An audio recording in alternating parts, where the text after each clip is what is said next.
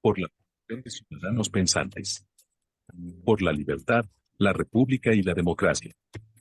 Nuestro objetivo es investigar y educar en valores democráticos y ciencia. Crear espacios públicos para grandes debates a través de nuestros foros, seminarios, conferencias y publicaciones digitales.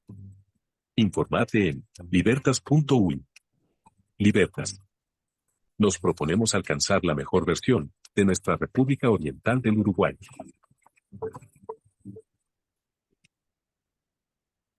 ¿En dónde estamos? Un programa por la libre información, nuestra república y la democracia. Idea y producción de Organización Libertas. www.libertas.uy.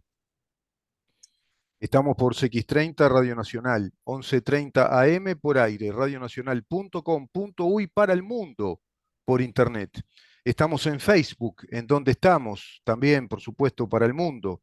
Por Twitter, @ en donde estamos, por Instagram, en donde estamos Uru, y nuestro canal YouTube, Mirá en donde estamos. En ese canal tenés todas las columnas, cada uno de los segmentos de este programa con imagen y sonido, en un trabajo de edición que hace Mariana Peralta, nuestra compañera de trabajo, excelente colega, que está haciendo, bueno, ya un trabajo de más de 3 años. El programa tiene 4 años, vamos a cumplir prácticamente a finales ya de este año, 4 años de programa, y ahí tenés 4 años de material periodístico con un montón de personalidades que fueron, bueno, pasando por el programa, que muchas de ellas afortunadamente están con nosotros como colaboradores permanentes.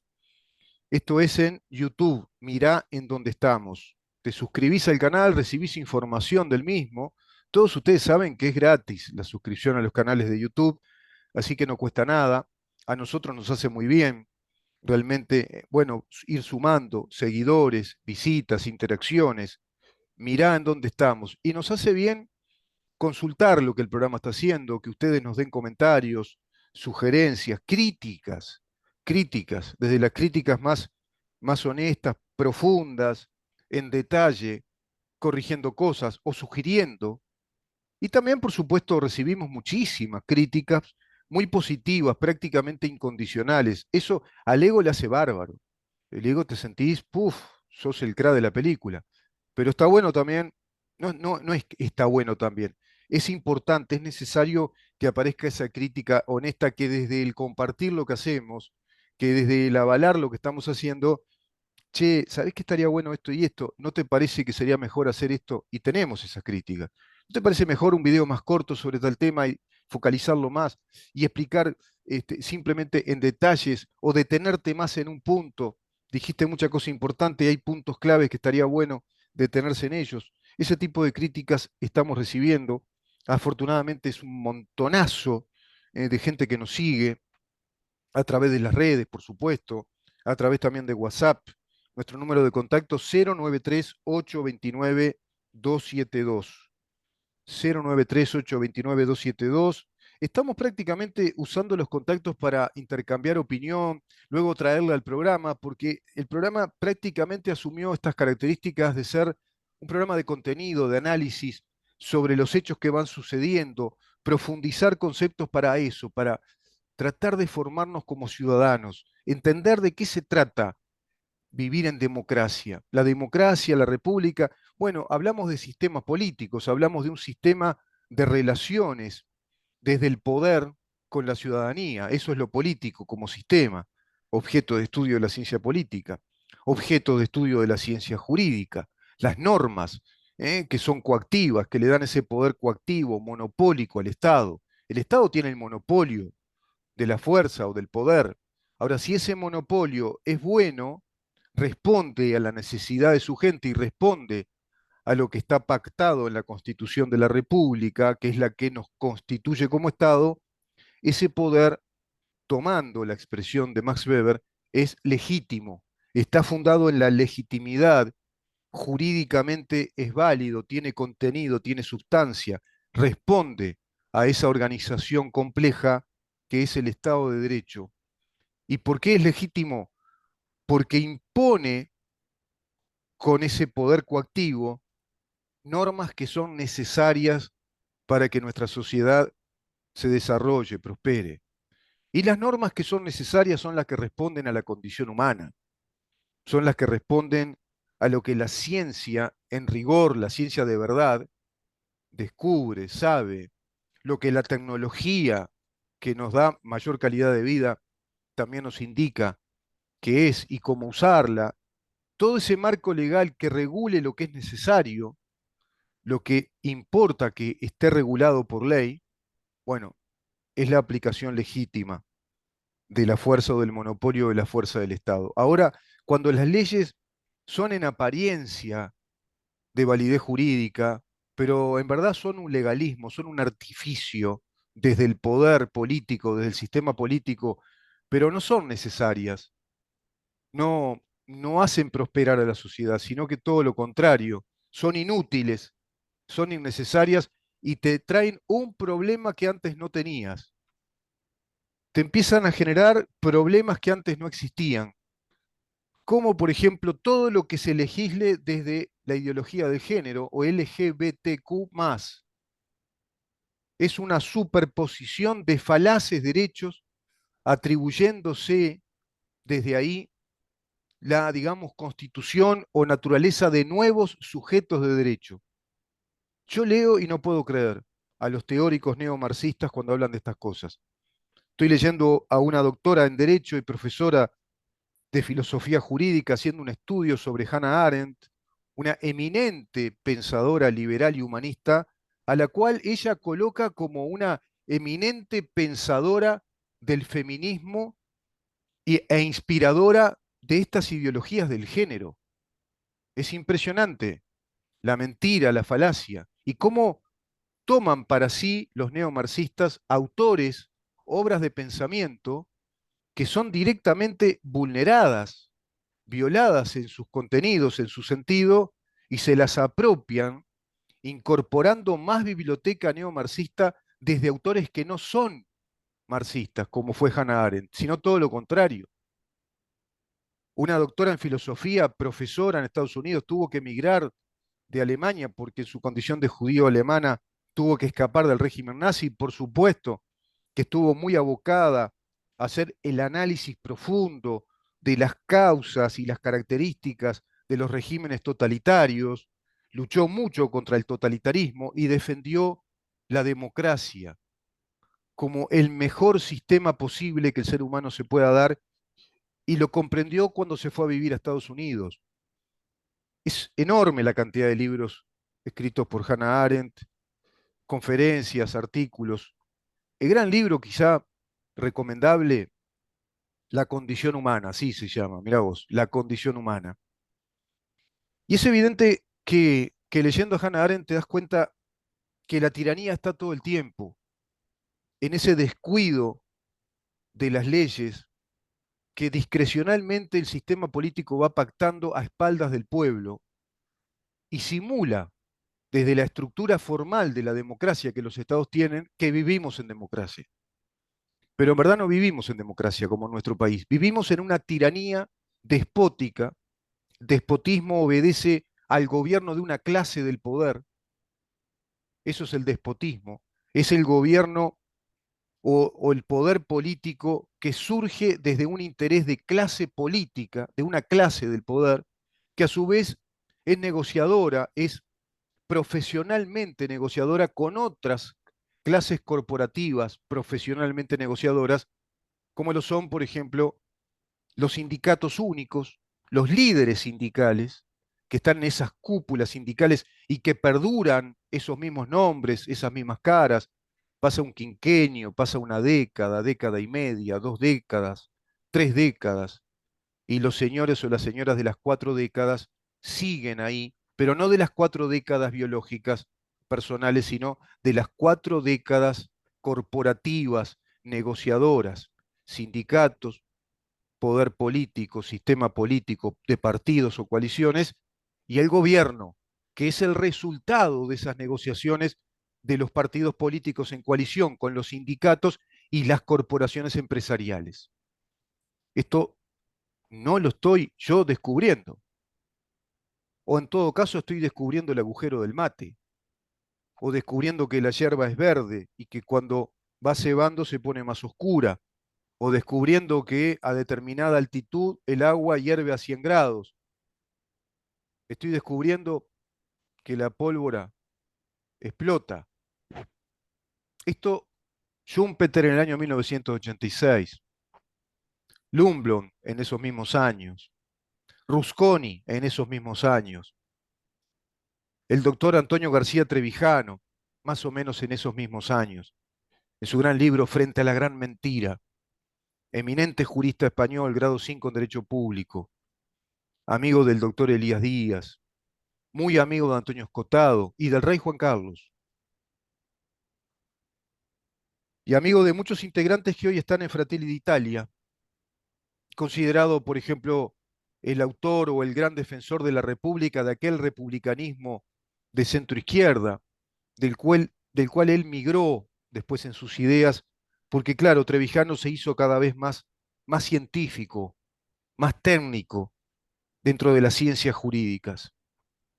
Se hizo más especulativo, no se comía la pastilla en nada.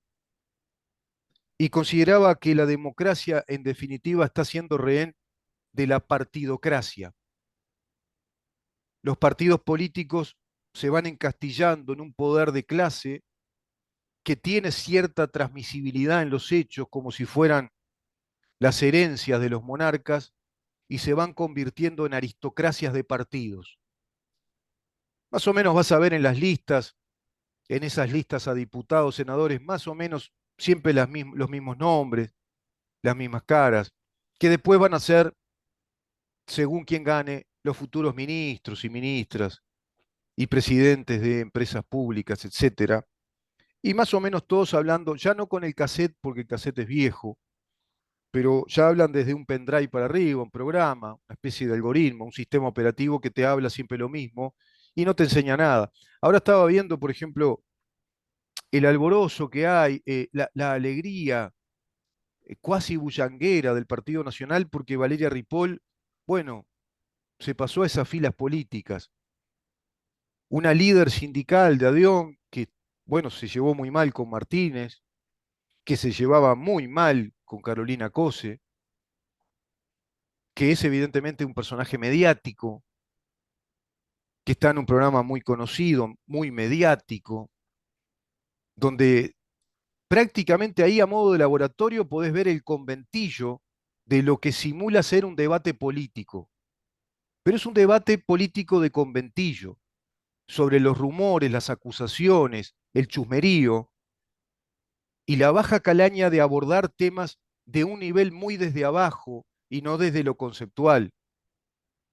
Y naturalizando temas, por otra parte, como por ejemplo que la ideología de género siniestra, que en su momento vamos a tratar en este programa, sus orígenes, quiénes son, los científicos y profesionales que la analizan como un peligro enorme para la humanidad, que ya está desarrollándose, pero que va a seguir quemando etapas hasta que la humanidad legalice a los pedófilos y que se legalice que ya no exista más los sexos y que todo se difumine en una especie de ideológica nada, para que la perversidad campee, porque consideran sus ideólogos originales como Allen Ginsberg, como Timothy Leary, como Judith Butler, que en definitiva el sexo es como comer, es una necesidad fisiológica como la del estómago y es satisfacer necesidades y el cuerpo se lo puede operar o transformar, es una especie de recurso de divertimento. Eso dice la doctrina LGBT. Y están muy detenidos los científicos en la T del LGBT, transexualidad, L, lesbianas, G, gays, B, bisexuales, G, LGB, bisexuales, T, transexuales, Q, queer, queer, raros, rebeldes, antisistema, siglo XVII en Inglaterra. Los transexuales T y Q es bravísimo eso. Y eso precisamente es lo que se esconde en el LGBT, además. Esto no es contra ni los gays ni las lesbianas, porque es más, muchos gays y lesbianas están contra esta ideología. No se trata acá de la condición de nadie. Precisamente Si nos consideramos liberales y demócratas, aceptamos que cada quien viva según su condición, su naturaleza. Pero ya tenemos la igualdad ante la ley, no precisamos más que eso. Somos iguales ante la ley. La ley nos dice que todos tenemos los mismos derechos y las mismas responsabilidades por la condición de ser humano. Por lo tanto, eso que yo había dicho de nuevos sujetos de derecho con esta ideología es un disparate, una falacia, un invento. No hay nuevos sujetos de derecho. El único sujeto de derecho es el ser humano por su condición humana, como diría Hannah Arendt. La condición humana nos coloca en esa situación ante el derecho de ser sujetos de derecho. No importa si sos hombre, narigón, menos, rubio, blanco, negro, rojo, indio, no importa, petizo, alto, mujer, transexual, niña, niño, abuelo, abuela, no importa, solo, depresivo, eufórico, no importa, sos ser humano. Y como ser humano, el mismo sistema democrático liberal sobre ensayo y error fue corrigiendo taras que tenía. Porque es verdad que antes estaba la tara patriarcal, pero las mujeres valientes, las feministas de verdad, primera, segunda generación, lograron hacerle entender a los cerrados mentales que tenían los mismos derechos y las mismas obligaciones, porque son seres humanos, somos seres humanos. Entonces somos todos iguales ante la ley, artículo octavo de la Constitución. Eso de nuevos sujetos de derecho, la mujer como un nuevo sujeto de derecho, no. El transexual como un nuevo sujeto de derecho, no. Los negros como nuevos sujetos de derecho, no. Somos seres humanos. Ya con eso alcanza, si no, trastocas todo el sistema del Estado de Derecho. Lo haces pelota, lo reventás, y es lo que está pasando. Y a su vez introducís como una política de Estado los contenidos educativos ya a los niños muy chiquitos, atravesando toda la etapa escolar luego y licial la ideología de género en lo que tendría que ser educación sexual. Entonces, abolieron la ciencia, la medicina sexual científica, la antropología científica sobre la sexualidad, la neurociencia sobre la sexualidad, la sociología científica, la psicología, todo abolido y solo la ideología del género, con la psicología al servicio de la ideología, con las versiones de la ciencia al servicio de la ideología del género. Una ideología al fin que rompe totalmente con la laicidad que nuestro país dice representar, desde la Constitución a la Ley Orgánica de la Educación Nacional, la laicidad, el Estado que te brinde la enseñanza de todas las corrientes de pensamiento, de todos los sistemas de pensamiento, fundamentalmente del conocimiento científico para formar ciudadanía válida, útil y que sean útiles para sí mismos y que puedan prosperar con un proyecto real de vida y esa filosofía académica científica que les enseñe a pensar, que les enseñe a ordenar el pensamiento, a tener metodología de estudio, de investigación. Entonces sí podemos ser libres, pero con ideologías impuestas, violando groseramente la laicidad del Estado, la universalidad de la enseñanza, sin que el Estado imprima ningún tipo de ideología ni de doctrina, llámese religiosa, política o lo que fuere. Eso en nuestro país está absolutamente violado. Cómplices todo el sistema político, la partidocracia, la aristocracia de partidos, la casta. Milei está simplemente descubriendo el agujero del mate y se animó a decirlo hace ya años públicamente. Y cuánto miedo provoca en la prensa progre que cambiamos pero hasta acá, a esto no, hasta acá, después no. Bueno, los cambios a medias lo que pueden hacer es que vayas a una tienda y compres más porque se te gastan. Las medias, digo, porque son para los pies. Vamos a una pausa, si te parece, Maxi, y recibimos al diputado Conrado Rodríguez, en su columna de los viernes. Quédate ahí.